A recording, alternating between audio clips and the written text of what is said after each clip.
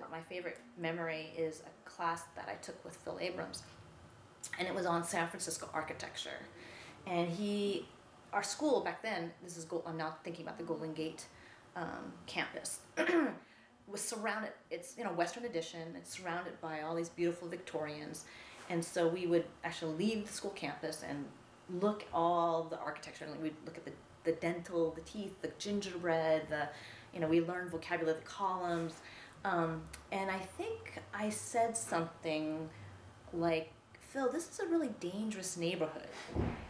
And he said, oh, why do you think that? And I said, the lady at the corner store just got shot. The corner store was literally at the corner of our school, and you'd get now and laters and Hostess apple pies and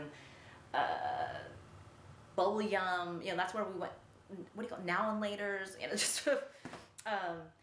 And you could buy like literally 5 cents worth of candy there. And she was a large African American woman, and one day the store was closed because she got shot. I think she wasn't killed. I think her arm was shot or something like that. And so to me, this was evidence that this was a dangerous neighborhood. But Phil would not accept that. And he said, well, how do you know that this is a dangerous neighborhood? And so he didn't let me rely on some of these vibes or these feelings or this one incident. And so he proposed that I do research. And so he made me read the San Francisco Chronicle for an entire, I don't know if it was a week or a month, I don't know how long the duration was, but I had to read and look for crimes, and I had to plot, every time I read about a crime, I had to plot it with a little red dot on a San Francisco map.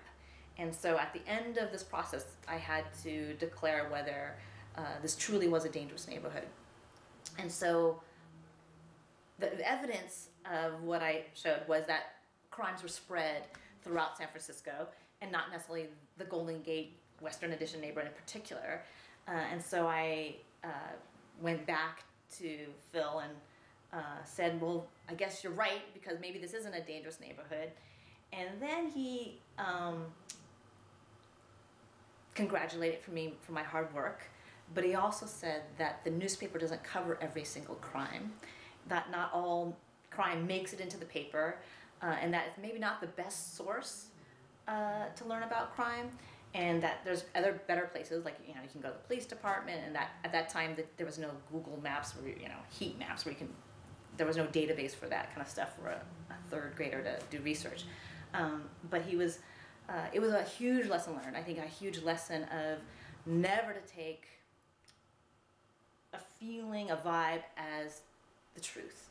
That you're always having to research, you always have to think, you have to always be critical about your data. And so I will always hold that lesson.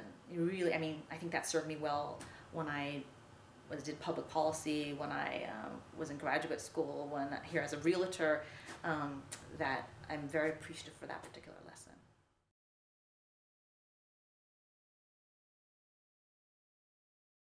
I think we all are very loyal to that experience at the San Francisco Community School, and there's stories to share, and even if I don't know you, I'd love to hear your personal story.